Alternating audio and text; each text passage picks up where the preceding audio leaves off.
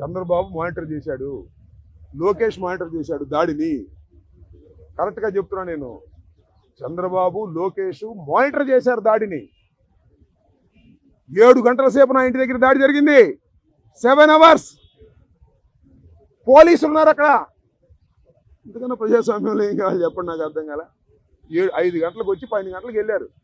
తెలుగుదేశం కార్యకర్తలనండి, దుండగులనండి, దుర్మార్గులనండి, గంజాయి బ్యాచ్ అనండి, పోలీసులందరూ అక్కడే ఉన్నారు.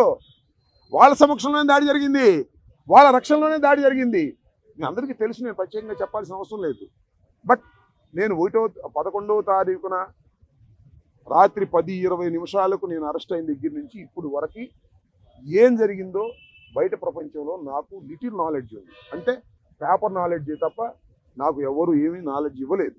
కాబట్టి ఈ నాలెడ్జ్ అంతా తెలుసుకుని రేపు చాలా వివరంగా, చాలా సుదీర్ఘంగా నేను నా ఆవేదన నుండి, నా కోపం అనండి, నా బాధ అనండి, నా ఆర్గ్యుమెంట్ అనండి ప్రజల ముందు పెడతాను.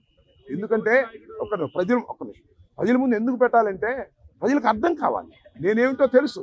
అయినా ఇప్పుడు జరిగినటువంటి సంఘటనలో చాలా పత్రికలు రాసినాయి కదా నా మీద, వాటన్నిటికీ ప్రజలకు చెప్పుకోవలసినటువంటి బాధ్యత నాకుంది. కాబట్టి రేపు చాలా క్షుణ్ణంగా చెప్తాను.